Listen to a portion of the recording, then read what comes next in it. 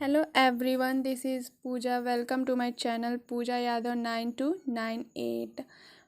हम पहले जो पढ़े थे उससे आगे पढ़ेंगे, ठीक है। पिछले क्लास में हम पढ़े थे बेसल नॉर्म्स के 3 फेस होते हैं, उसके बारे में पढ़े थे।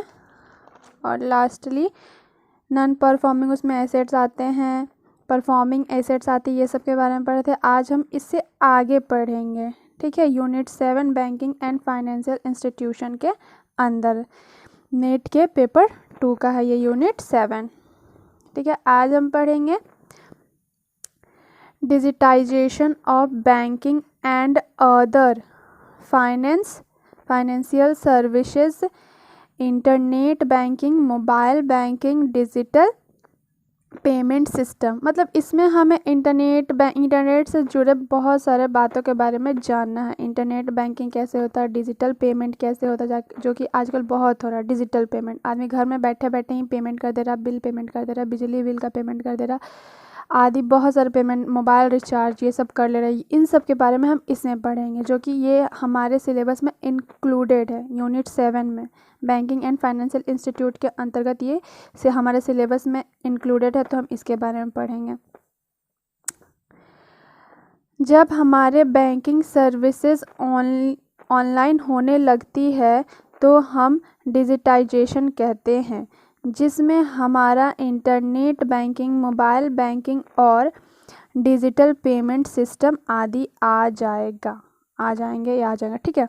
तो मतलब जब हम बैंक का कार्य जाके पैसा निकालते हैं, डालते हैं, लेकिन वही कार्य हम घर में बैठे बैठे भी कर सकते हैं, ऑनलाइन पैसा ट्रांसफ़र, ठीक है। तो जब हम ऑनलाइन बैंक का जो सर्विसेज है वो ऑनलाइन होने लगता है, उसे ही क्या कहते हैं, डिजिटाइजेशन कहते हैं। और इसके अंतर्गत आता है internet banking, mobile banking, digital payment system, जिसके बारे में अब हम आगे पढ़ेंगे। तो पहला हमारा क्या है, इंटरनेट बैंकिंग। इंटरनेट बैंकिंग क्या होता है, जब कोई व्यक्ति ऑनलाइन किसी भी प्रकार के फाइनेंस इंस्टीट्यूशन या कंपनी तथा बैंक के अपने खाते में कोई भी ऑनलाइन फाइनेंस ट्रांजैक्शन यदि हम लोग करते हैं, उसे ही ऑनलाइन बैंकिंग या इंटरनेट बैंकिंग कहते हैं। लेकिन ये ट्रांजैक्शन करने के लिए बहुत सारी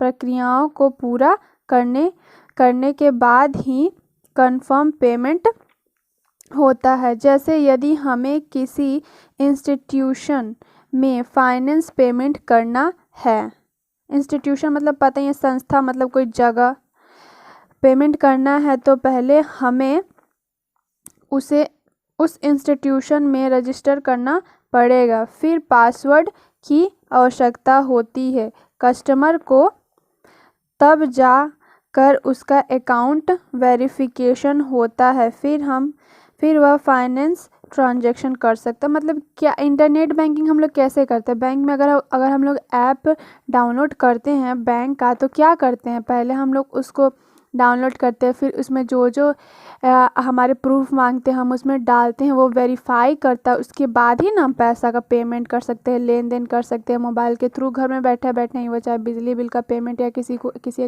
के दूसरे अदर अकाउंट में ट्रांसफ़र करना है तो इंटरनेट बैंकिंग के थ्रू हम कर सकते हैं, यही इसमें कहा गया है। और ऑनलाइन बैंकिंग के द्वारा हम अपने balance, transaction, money, shop, online पे, बिल आदि कर सकते हैं। इन सभी प्रक्रियाओं को ही ऑनलाइन बैंक, क्लियर हो गया कि ऑनलाइन बैंकिंग किसे कहते हैं।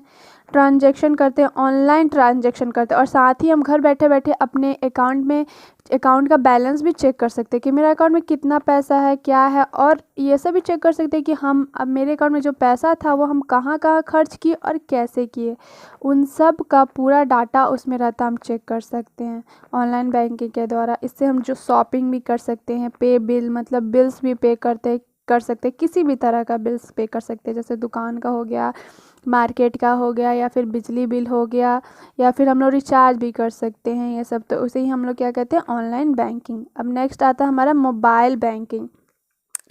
मोबाइल बैंकिंग का कार्य भी इंटरनेट बैंकिंग की तरह ही होता है, लेकिन इसमें फ़र्क यह आ जाता है कि इसमें हम कोई फाइनेंशियल ट्रांजैक्शन अपने मोबाइल के द्वारा करते हैं और यह कार्य हम कहीं भी कभी भी किसी भी समय अपने मोबाइल से कर सकते हैं।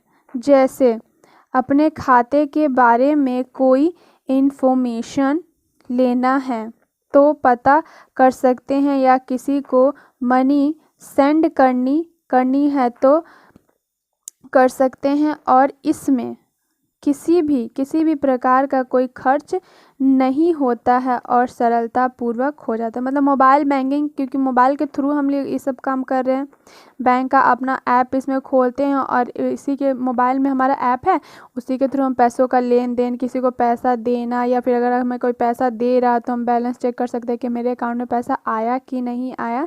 तो वो सभी कार्य क्या मोबाइल बैंकिंग में होते हैं, और ये कार्य बहुत सरल थे क्योंकि हम घर बैठे बैठे काम कर सकते हैं, अपना बैलेंस चेक कर सकते हैं, हमको बार बार बैंक जाने की ज़रूरत नहीं पड़ेगी। इसीलिए मोबाइल बैंकिंग क्या बहुत ही सरल विधि है, इसे ही मोबाइल बैंकिंग कहते हैं। अब आपका नेक्स्ट आ जाता है जो हमारे सिलेबस में है, debit card and credit card. Debit card और क्रेडिट कार्ड तो पता ही होगा आप लोगों को, चलिए हम इसके बारे में आगे पढ़ते हैं। फर्स्ट हमारा क्या है, डेबिट कार्ड।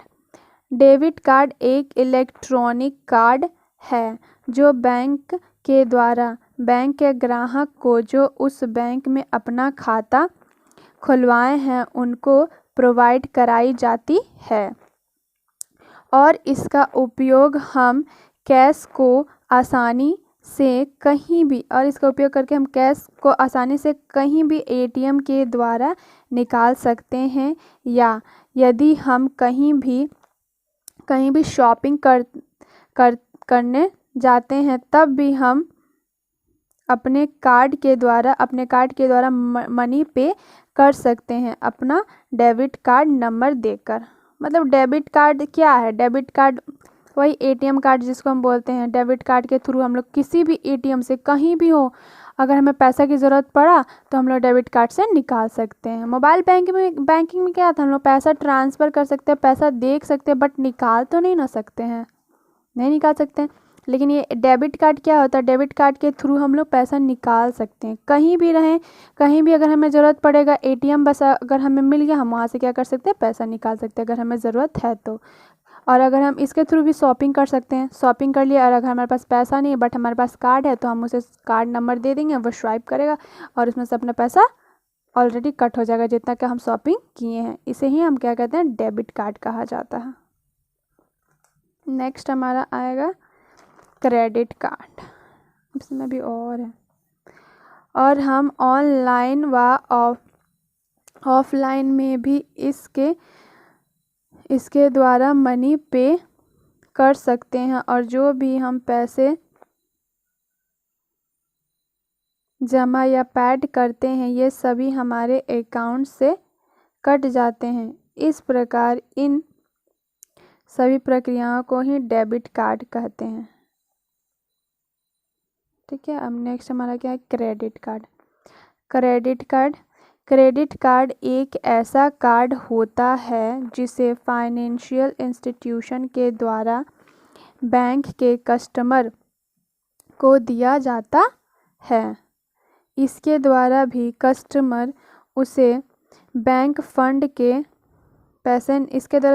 पैसे निकाल सकता है, लेकिन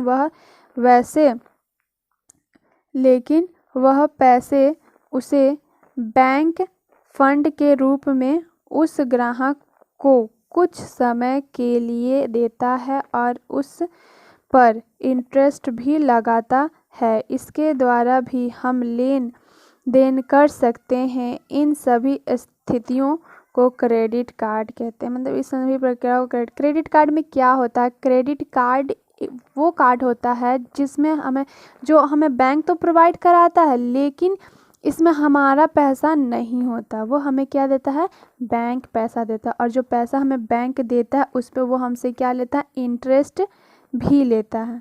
ठीक है, जैसे अगर हमारे पास कार्ड है, अगर हम शॉपिंग करने जाते हैं और हम इससे खर्चा करते हैं या फिर हम इससे किसी को पैसा भी दे सकते हैं, ठीक है, लेकिन वो उस पैसे पे क्या लेता है, इंटरेस्ट लेता है। और पैसा भी लेता है, हम अपने अकाउंट में डालेंगे वो अपना पैसा कट कर लेता है टोटली, और उस पर जो उसका इंटरेस्ट होता है वो इंटरेस्ट भी होता है, उसे ही क्रेडिट कार्ड कहते हैं।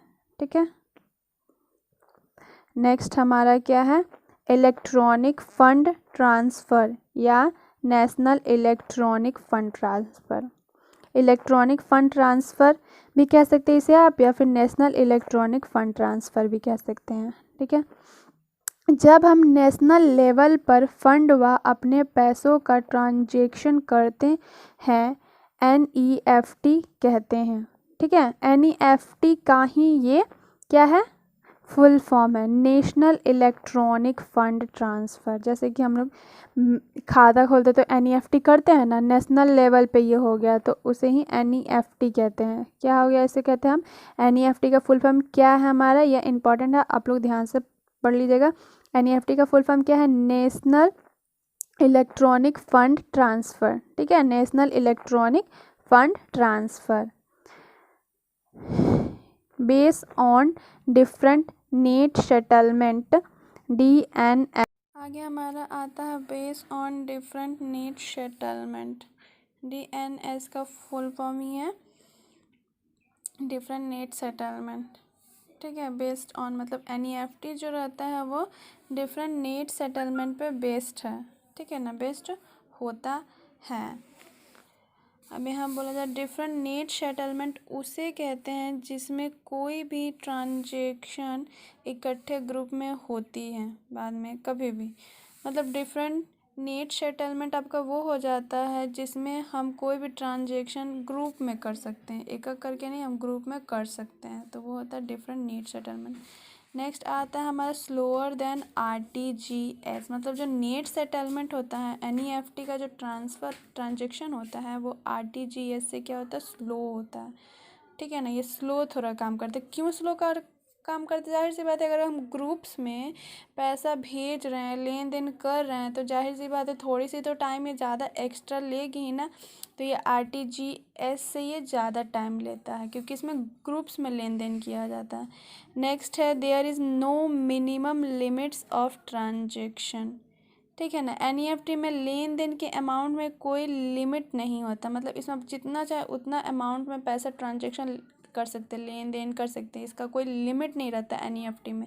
लेकिन यही बात है कि ये थोड़ा स्लो होता है, धीरे काम करता है, धीरे जाता है पैसा। ठीक है, इतना फास्ट नहीं है। और नेक्स्ट है इसमें सेटलमेंट ऑन आवर्स बेसिस। इसमें जो सेटलमेंट होता है, ट्रांजेक्शन होता है, वो मतलब समय आवर बेसिस, मतलब घंटों पे ये बेस करता है। ठीक है ना, इसमें थोड़ा लेट से ट्रांजेक्शन होता है, ग्रुप्स में भेजोगे आप तो इकट्ठे बहुत लोगों को एक साथ अगर आप लेन देन कर रहे हैं, पैसा भेज रहे हैं, तो जाहिर सी बात है थोड़ा ना थोड़ा तो लेट से जाएगा ही, तो इसमें थोड़ा आवर बेस पे रहता है, 4 घंटा 5 घंटा ऐसे में जाता है।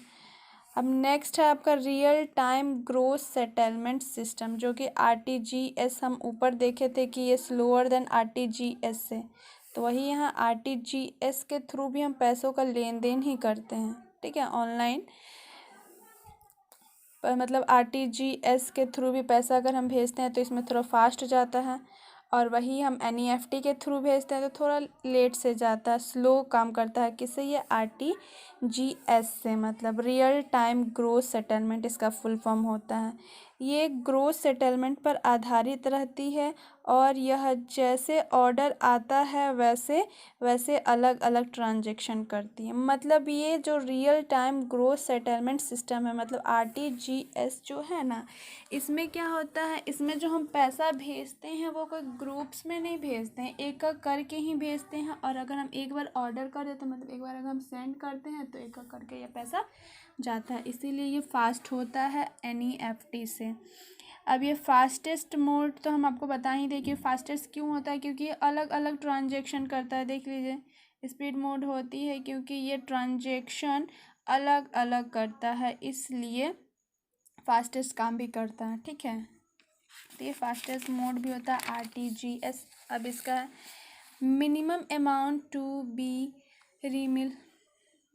रिमिटेड इज़ 2 lakhs, मतलब 2 लाख के अंदर तक ही इसमें आप ट्रांजेक्शन कर सकते हैं, इसमें इससे ज़्यादा नहीं कर सकते हैं आप। ठीक है, कम से कम इसमें ट्रांजेक्शन आपको मिनिमम कितना रखना, 2 लाख की होती है, 2 लाख तक की इसके थ्रू आप ट्रांजेक्शन कर सकते हैं, मतलब लेन देन कर सकते हैं। आरटीजीएस के थ्रू और एनईएफटी के थ्रू तो अब तो बहुत ज़्यादा पैसा, उसमें कोई लिमिट ही नहीं होता है। अब नेक्स्ट आ गया सेटलमेंट इन रियल टाइम। ये रियल टाइम पे बेस्ड होता है, मतलब जब हम ट्रांजेक्शन करते हैं उसी टाइम जब रिसीव होती है तब ही इसका प्रोसेस भी करता है, इसलिए इसे सेटलमेंट रियल टाइम पर होते हैं। ठीक है, मतलब सेटलमेंट रियल टाइम मतलब जो अभी अगर हम उन्हें सेंड कर दिए तो जस्ट उसके पास ये पैसा चला जाएगा, कोई लेट नहीं लगता है, तो ये सेटलमेंट इन रियल टाइम में इसका सेटलमेंट होता है। नेक्स्ट है हमारा इंश्योरेंस। इंश्योरेंस भी हमारे unit 7 banking and financial institution में इंक्लूडेड है। अब हम इसके बारे में पढ़ेंगे। प्रीमियम मतलब insurance, contract between two parties insured and ensure. ठीक है, इंश्योर्ड एंड इंश्योरेंस मतलब जो इंश्योरेंस होता है इसमें दो पार्टीज होते हैं, एक पहला तो आपका इंश्योर्ड हो जाता है और दूसरा इंश्योर होता है। इंश्योरेंस में दो व्यक्ति होते हैं जिसमें एक इंश्योर्ड होता है जो अपने किसी वस्तु, लैंड, प्रॉपर्टी अन्य का इंश्योरेंस करवाता है, तथा दूसरा व्यक्ति वह होता है जो उस व्यक्ति का इंश्योरेंस करता है, उसे इंश्योरेंस कहते हैं। मतलब जो इंश्योरेंस करवाता है किसी व्यक्ति का उसे क्या इंश्योरर कहा जाता है, इंश्योरर होता है। ठीक है, और जो व्यक्ति इंश्योरेंस करवा रहा है अपनी किसी वस्तु का तो उस व्यक्ति को क्या कहते हैं, इंश्योर्ड कहते हैं। ठीक है, यदि कोई व्यक्ति अपनी किसी वस्तु का इंश्योरेंस करवाए हैं और आगे कुछ होता है तो इंश्योरेंस कंपनी उस व्यक्ति को मतलब उस व्यक्ति के वस्तु का भुगतान करती है, मतलब पैसे देती है, लेकिन वह कंपनी हमें फ्री में पैसे नहीं देती है। हम उसका पहले बहुत सारे प्रीमियम जमा करे हुए होते हैं, इसलिए वह हमें उसके डैमेज होने पर और इंश्योरेंस कंपनी हमें पैसे देती है। मतलब जो इंश्योरेंस कंपनी है, क्या हम अगर ऐसे इंश्योरेंस करवा लिए और अगर मेरी जो एसेट्स है, जो संपत्ति जिस पे हम इंश्योरेंस करवाए हैं वो ख़राब हो जाती है या फिर टूट फूट जाता है तो क्या वो ऐसे ही हमें कंपनी पैसा दे देती है क्या, इंश्योरेंस कंपनी? ऐसा नहीं होता। हम जिस वस्तु का इंश्योरेंस करवाते हैं उस पे हम पैसा हर मंथ या वीकली या क्वार्टाइल या 6 मंथ का हम फिक्स करते कि हम इतना महीना में पैसा भरते रहेंगे, तो उसका हम इंश्योरेंस कराते हैं। मंथली हम उसका पैसा भरते हैं, फिर उसके बाद जाकर अगर हमारा गाड़ी डैमेज हो जाता है या फिर जल जाता है तो इस हालात में वो इंश्योरेंस कंपनी हमें उस वस्तु के बदले पैसे देती है उसके ठीक कराने के लिए। ठीक है, हमें basic principle of insurance, insurance के बेसिक प्रिंसिपल पढ़ेंगे अब हम। नेचर ऑफ कॉन्ट्रैक्ट इसका मतलब है जो कॉन्ट्रैक्ट होता है वह वैलिड होना चाहिए, ना कि ज़बरदस्ती करवाया गया होना चाहिए। मतलब जो भी कॉन्ट्रैक्ट, अगर इसमें प्रीमियम इंश्योरेंस जो करवाता है इसमें कॉन्ट्रैक्ट अगर इंश्योर्ड या इंश्योरर और इंश्योर्ड जो कर रहे हैं काम, ठीक है ना, तो उन दोनों की मर्जी से होनी चाहिए। ठीक है, जो अपनी वस्तु का इंश्योरेंस का उसकी मर्जी तो खास करके होनी चाहिए। अगर वो करवा रहा तो ये नहीं कि ज़बरदस्ती कोई कि करवा लो तुम इंश्योरेंस करवा लो, अगर वो करवा लेता फिर आगे चल के पैसा नहीं भरता तो क्या होगा, हाँ उसका तो कोई वैलिड होगा ही नहीं। तो इसीलिए किसी को भी ज़बरदस्ती नहीं करनी चाहिए, वो अपनी मर्ज़ी से अगर वो अपनी वस्तु का इंश्योरेंस करवाता है तो तब करना चाहिए। Principle of almost good faith. ठीक है, इसका मतलब यह होता है कि जब वह व्यक्ति इंश्योरेंस करवाता है उस टाइम इंश्योरर का यह दायित्व होता है कि वह इंश्योर्ड को सभी स्कीम्स के बारे में अच्छे से बताएं और उस समय इंश्योरर का भी यह दायित्व होता है कि वह उस कंपनी के इंश्योर्ड को खुलकर सारी बातें बताएं या बतानी चाहिए। मतलब इसमें क्या, principle of almost good faith मतलब आपका गुड सोच होना चाहिए, अगर आप इंश्योरेंस करवाने जा रहे हैं अपनी वस्तु का, तो आप जिस कंपनी में जा रहे हैं और जो व्यक्ति आपका इंश्योरेंस कर रहा, मतलब जो इंश्योरर है और आपका इंश्योर कर रहा वस्तु, आपका ये दायित्व तो बनता है कि आप उसे अपनी चीज़ मतलब जिस वस्तु का आप इंश्योरेंस करा रहे हैं उसके बारे में सारी बातें खुलकर आप बताएं उसे। और इसी के साथ जो व्यक्ति उस व्यक्ति के संपत्ति का इंश्योरेंस कर रहा, ठीक है ना, मतलब इंश्योरर जो इंश्योरेंस करता है उसका भी यह दायित्व तो होता है कि अगर उसकी कंपनी में कोई नई स्कीम्स आई हैं, योजनाएं आई हैं इंश्योरेंस से रिलेटेड, तो वो सारी बातें उस ग्राहक को बताएं। ठीक है। अब नेक्स्ट है principle of insurable interest. Principle of insurable interest मतलब इसमें इस बात का वर्णन किया गया है कि हम जिस भी वस्तु या लैंड या प्रॉपर्टी का इंश्योरेंस करवा रहे हैं वह ना कि दूसरों का, खुद का होना चाहिए। मतलब इसमें प्रिंसिपल ऑफ इंश्योरेबल इंटरेस्ट में यह बताया गया है कि अगर हम किसी चीज़ का भी इंश्योरेंस करवाते हैं, ठीक है, तो वो वस्तु संपत्ति या लैंड या फिर प्रॉपर्टी जो भी है वो मेरी होनी चाहिए, ना कि दूसरे किसी पे हक जमा के हम उसका इंश्योरेंस करवा लेंगे तो क्या होगा, कुछ नहीं हो सकता। इसीलिए वो आप इंश्योरेंस करवा रहे हैं जिस भी वस्तु का, वो आपका होना चाहिए, आप उसके मालिक होने चाहिए, ना कि अदर कोई। इंश्योरेंस का नेक्स्ट प्रिंसिपल ऑफ इंडिमिनिटी है। ठीक है। इसमें प्रिंसिपल ऐसा कहता है कि यदि किसी व्यक्ति के फैक्ट्री में जैसा लॉस हुआ है वैसा ही, मतलब पहले जैसा था वैसा ही बनाने के लिए उतना ही पैसा देना है, ज़्यादा नहीं देना है। क्योंकि बहुत से व्यक्ति ऐसे होते हैं जिनकी क्षति 30 लाख की होती है लेकिन वे लेना कितना चाहते हैं, 32 लाख लेना चाहते हैं इंश्योरेंस कंपनी से। तो ये प्रिंसिपल ऐसा, मतलब ये प्रिंसिपल क्या कार्य करती है, ये प्रिंसिपल मतलब ये काम करती है कि जैसे कि अगर किसी चीज़ का इंश्योरेंस करवाया गया है, ठीक है, किसी फैक्ट्री में, तो उस फैक्ट्री में जो हानि हुई है, जितनी हानि हुई है, मतलब वो जैसी फैक्ट्री थी पहले वैसी ही बनाने के लिए जितना पैसा लगेगा उतना इंश्योरेंस कंपनी देगा। लेकिन बहुत सारे व्यक्ति ऐसे होते हैं जो एक्स्ट्रा पैसे के लालच में, मतलब कम क्षति होता है और वो एक्स्ट्रा दिखाते हैं। तो प्रिंसिपल ऑफ इंडिमिनिटी में ऐसा नहीं हुआ था, ठीक है ना, ये वैसा होने ही नहीं देता, वो सब चेक करके तब उन्हें पैसा देता है। ठीक है। नेक्स्ट है आपका प्रिंसिपल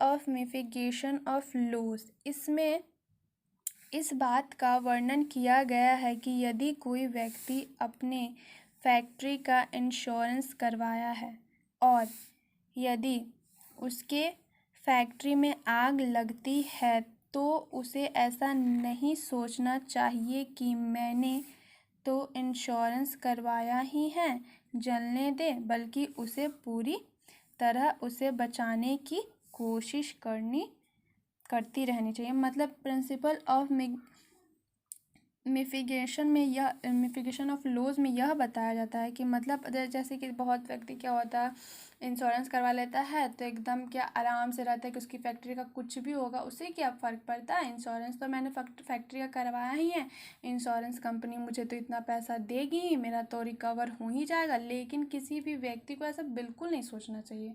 अगर आपकी फैक्ट्री में आग लग रही है तो क्या आप उसे आग लगते हुए छोड़ दोगे क्योंकि आपने इंश्योरेंस कंपनी में उसका इंश्योरेंस करवाया है? ऐसा नहीं सोचना चाहिए, उसे बचाने की कोशिश करनी चाहिए अपनी फैक्ट्री को। तो इस प्रिंसिपल में यही बताया गया। नेक्स्ट है आपका principle of contribution. Principle of contribution, इसमें इस बात का वर्णन किया जाता है कि यदि कोई व्यक्ति अपनी किसी वस्तु का इंश्योरेंस 3 कंपनी से करवाई है, ए बी और सी, एक ही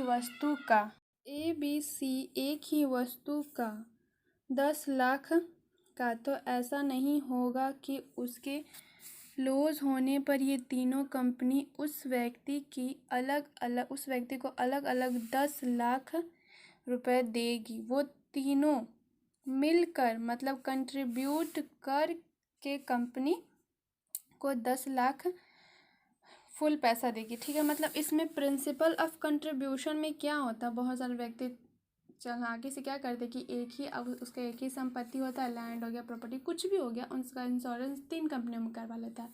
तो क्या उसे क्या लगता है कि वो 3 कंपनियों में करवाया है इंश्योरेंस, तो जब भी अगर उसे कुछ हानि होगा, लॉस होगा उसकी कंपनी में, तो क्या ये तीनों कंपनियों से पैसा देगी? तो नहीं, ऐसा बिल्कुल नहीं होता। अगर आप 3 कंपनी में करवाए हैं अपनी संपत्ति का इंश्योरेंस, तो वो तीनों मिलकर उस व्यक्ति को पैसे देगी, कंट्रीब्यूट करके, मतलब मिलाकर पैसे। 10 लाख रुपए अगर होंगे, मतलब जितने उसके हानि होंगे, अगर 10 लाख रुपए हैं तो ये तीनों मिलकर उसे 10 लाख रुपए देगी, ना कि अलग अलग तीनों कंपनियां देगी, ठीक है। नेक्स्ट है प्रिंसिपल ऑफ सब्रोगेशन, ठीक है। नेक्स्ट है प्रिंसिपल ऑफ सब्रोगेशन। इसमें प्रिंसिपल ये कहता है कि यदि कोई भी घटना होती है उस प्रॉपर्टी के साथ जो इंश्योर्ड करवाई गई है, वह जली या नष्ट हुई है, मशीनरी, प्रॉपर्टी का मालिक ऐसा सोचता है, प्रॉपर्टी को इंश्योरेंस कंपनी ले लेगी। यदि कंपनी का मालिक ऐसा सोचता है कि उसे इंश्योरेंस कंपनी से उसका पैसा भी मिलेगा और नष्ट हुआ मशीनरी भी मिल जाए, तो ऐसा नहीं होगा या नहीं हो सकता। मतलब प्रिंसिपल ऑफ सब्रोगेशन में क्या कहा जाता है कि बहुत, मतलब इसमें ये कहा जाता है इस प्रिंसिपल में कि अगर कोई इंश्योरेंस कंपनी से इंश्योरेंस करवाया है अपनी वस्तु का, तो अगर वो ऐसा सोचता है कि उसने इंश्योरेंस करवाया है उस कंपनी का, तो वो कंपनी नष्ट हुआ तो उसे उसका ही पैसा मिल जाएगा, और उस कंपनी के अंडर वो जिस वस्तु का बिजनेस कर रहा था वो भी अगर नष्ट हो गया, मशीनरी हो गया, लाइक प्रॉपर्टी हो गया, तो वो उसका भी भुगतान वो भी देगा उसे। तो ऐसा गलत सोचता है ये प्रिंसिपल, वैसा बिल्कुल नहीं होने देता है। अगर वो सोचेगा कि ये तो आधा जल खुच गया है तो ये तो कंपनी लेगी नहीं, बट ऐसा नहीं होता है। कंपनी वो ऐसा नहीं करेगी कि आपका जो बचा खुचा आप वो भी ले लीजिएगा और पैसा भी आपको कंपनी देगी, तो ऐसा नहीं होता है। आप सिर्फ पैसा लेंगे, फिर आप उसका मरम्मत करवाएंगे, ठीक है। ये नहीं कि आप पैसा भी ले लिए और प्रॉपर्टी भी ले लिए, ऐसा नहीं होता। प्रिंसिपल ऑफ प्रॉक्सिमेट काउज, ठीक है, कोज। इसमें प्रिंसिपल यह कहता है कि जिस वस्तु का इंश्योरेंस हुआ है और जो उस कॉन्ट्रैक्ट में कारण लिखे गए, अगर उन्हीं कारणों से यदि लॉस या नष्ट हुआ है संपत्ति का, तभी इंश्योरेंस कंपनी ऐसे सिचुएशन में ही उस व्यक्ति को या उस कंपनी के मालिक को भुगतान करेगी। मतलब प्रिंसिपल ऑफ प्रॉक्सिमेट कॉज में क्या कहता है कि अगर हम अपनी वस्तु का इंश्योरेंस करवाए हैं, ठीक है, और इंश्योरेंस करवाए हैं, और इंश्योरेंस करवाते समय अगर हम उसमें ये कारण लिखें कि अगर मेरी वस्तु जलेगी या टूट जाएगी, ये सब कारण अगर हम लिखवाएं हैं, और अगर उसी कारण से मेरा इंश्योरेंस किया हुआ संपत्ति नष्ट होता है, तभी ये इंश्योरेंस कंपनियां मुझे पैसा देगी, ना कि जलने जो कारण हम उसमें लिखे हैं उसके अलावा वो और भी अन्य किसी कारण से अगर टूट फूट जाती है या कुछ भी होता है, तो ये इंश्योरेंस कंपनी पैसा क्लेम नहीं करेगी, पैसा नहीं देगी मुझे। नेक्स्ट है हमारा टाइप ऑफ इंश्योरेंस। ये अब हम नेक्स्ट क्लास में पढ़ेंगे क्योंकि अभी हमारा बहुत टाइम हो गया है। सो आज का वीडियो मैं यहीं ख़त्म करती हूँ। एंड अगर किसी को भी मेरा वीडियो पसंद आया है तो प्लीज़ आप मेरे चैनल को सब्सक्राइब कीजिए, मेरे वीडियो को लाइक, शेयर और कमेंट करना ना भूलिए, क्योंकि मैं बहुत मेहनत से आप लोगों के लिए वीडियो बनाती हूँ। एंड आई होप कि ये वीडियो आप लोगों के लिए हेल्पफुल हो। And thanks for watching my video, and please subscribe my channel, like and share and comment my videos.